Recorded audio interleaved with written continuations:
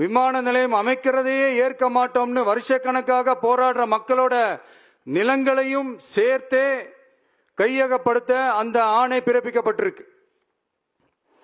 விவசாயிகளோட கண்ணீரை துடைக்க வேண்டிய தமிழ்நாடு அரசு அவங்களோட கண்ணில் குத்துறதாகவே இருக்கு இந்த ஜிஓ.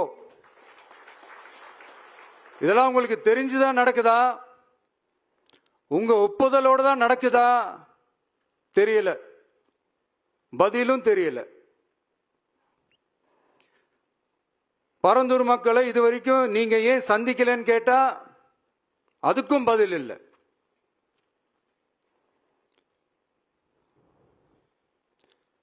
நான் இந்த பரந்தூர் போராட்டக்காரங்க அந்த மக்களை ரீசெண்டா நான் சந்திச்சேன்.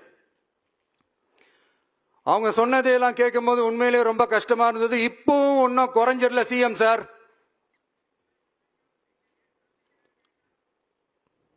சாதி மதம் கடந்து தங்களோட குடியிருப்புகளை, விவசாய பூமியை, வாழ்வாதாரத்தை, நீர்நிலைகளை காப்பாத்த ஒன்னா நின்று போராடிட்டு இருக்கிற பரந்தூர் பகுதி விவசாய பெருங்குடி மக்களை தயவு செஞ்சு நீங்க நேர்ல சந்திச்சு பேசுங்க.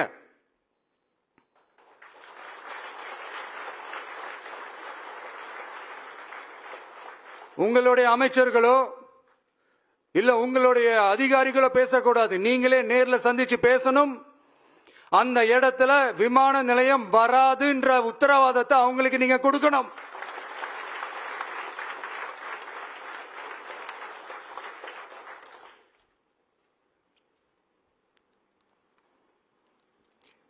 இதையெல்லாம் நீங்க செய்யாம எல்லாத்தையும் கடந்து போகணும்னு நீங்க நினைச்சீங்கன்னா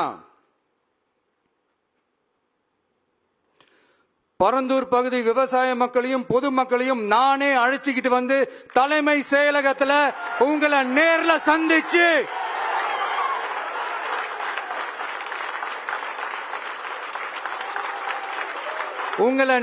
சந்திச்சு முறையிடுற நிலைமை உண்டாகும். அப்படி ஒரு சூழலை நீங்க உருவாக்க மாட்டீங்கன்னு நான் நம்புறேன். அதையும் மீறி அப்படி ஒரு சூழல் வந்துச்சுன்னா நான் ஃபேஸ் பண்ண தயாரா இருக்கேன்.